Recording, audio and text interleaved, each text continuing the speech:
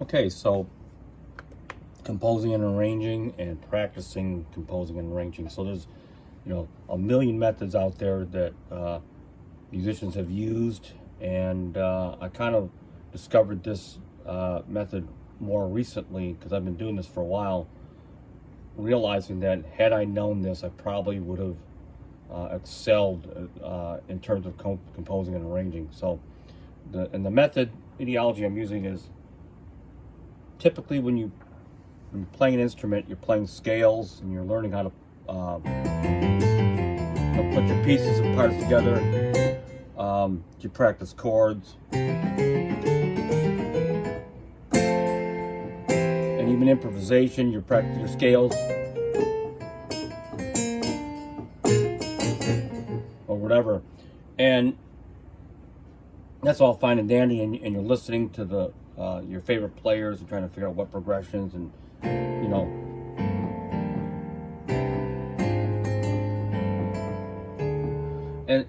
and that's fine, but when it comes to composing and arranging, I find out that there are those that have the ability to do it, and then there are those that do not.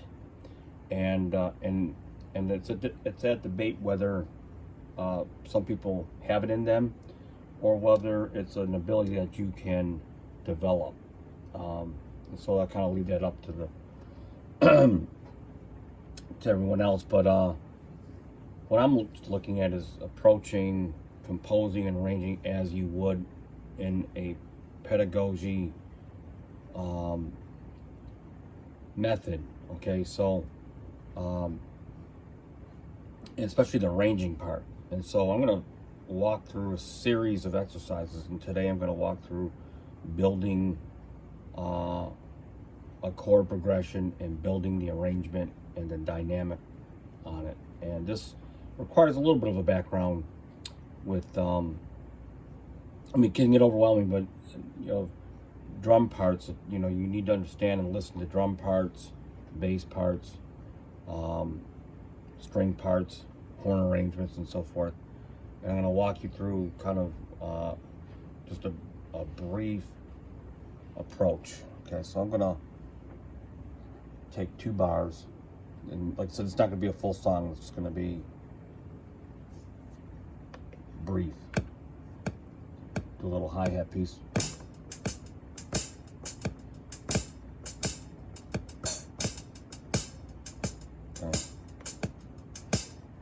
Okay. And I'm going to come up with a figure. You can start with anything, but I'm going to use chords.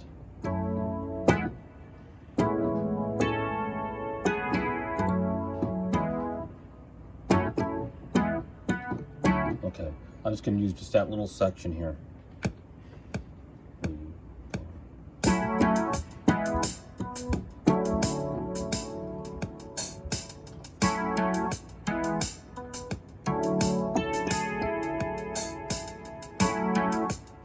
Okay, now that's the little tip. Like I said, I've got I got 2 parts, a percussion part. That's kind of not very dense, and I've got a chord progression.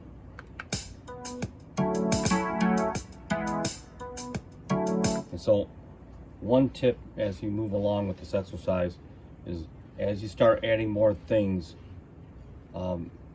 space starts to close up, and it gets to the point where you have so much real estate to work with. So I'm going to show you this example. I'm going to play a backbeat.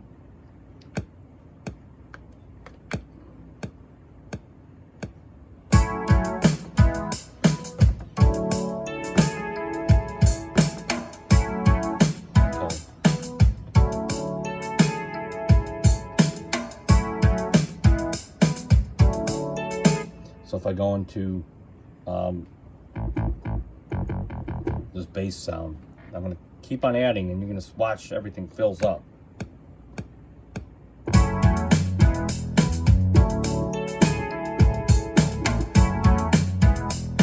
Okay, so you can see it's starting to fill up now. I'm going to go in here.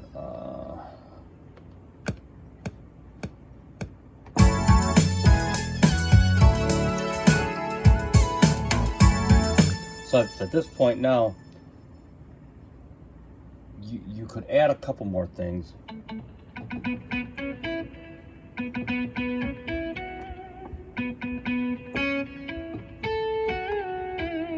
So I'm going to slow this down right here on the MPCX, and I'm going to just play around. You don't have to record everything on the first take. So I'm just going to see here.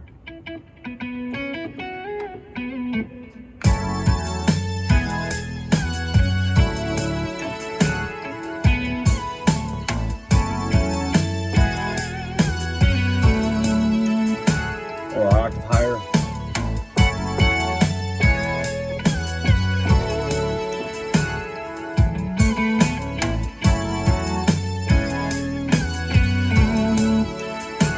Actually have to follow the lead.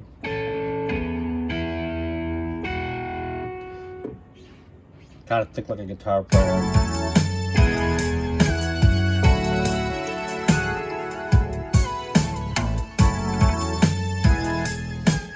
Or you can go with the rhythm part more instead of accentuate the melody.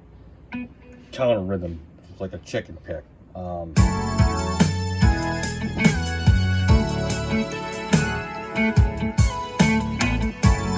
And that may work. Let's see.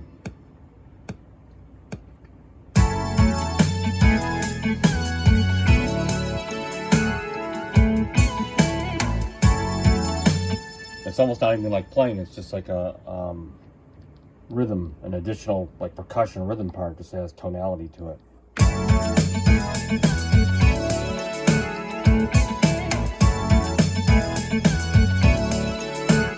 And I'm going to erase that track right now. So this is kind of, you know, I've taken this to the point where, as far as instrument arrangement, we're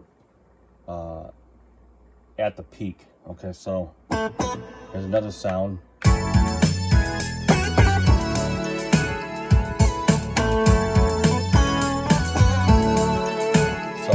there's another example.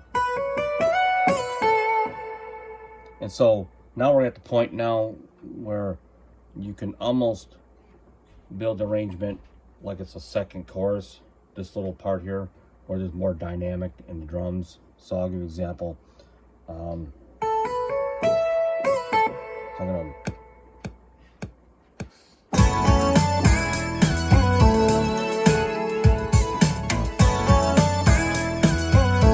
Okay, so let's go back to the drum part, and I'll show you what I'm talking about.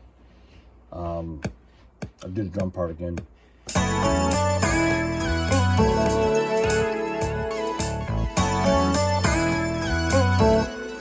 Matter of fact, I hear like a quarter note pulse. I'm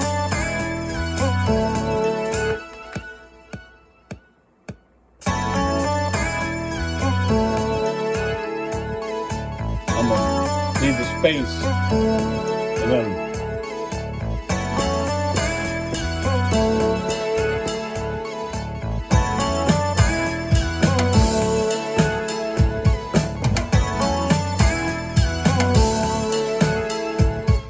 see how the arrangement just all of a sudden kind of took a direction. And that's based on every decision that you made and how you played the parts. You go every now and then you can practice. Sometimes you'll, even on contemporary jazz records, bass player is always in the pocket. One time at the end, and you can hear it, Nathan East, Marcus Miller does it all the time. All the great bass players do it. You'll get one little fill, and that's it. But it makes it real unique. It's usually at the end of the song. Almost like that. And so I'm going to slow it down so I can play it correctly. And let's just see what happens.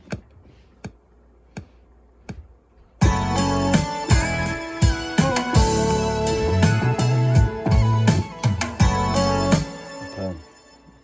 Just little touches like that. You don't have to, you know, take the whole world down with one lick.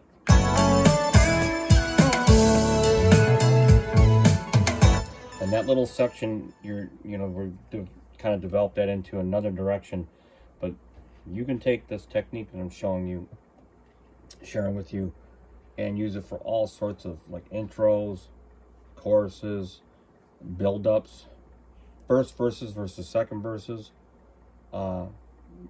It's really an endless approach, and that's basically practicing composition and arranging. And again, there's some other background things that you need to have knowledge of, but we're all here to make music, and so you should have an idea of what you like, and that's what you practice. And you can slow it down so you can. But the fact is that composition arranging is nothing more than slowed down improvisation. Okay, or improvisation is just speeded up composition. John Schofield, I remember saying that in one of his instructional videos, and it couldn't be more than true on that. And so, if you want to get good at composing and arranging, adopt some of these techniques. You might have to develop some of your sequencing chops. The MPC, I'll have to do this another video. I couldn't recommend it more for sequencing and so forth. It's almost like a companion for me now. Until then, peace out.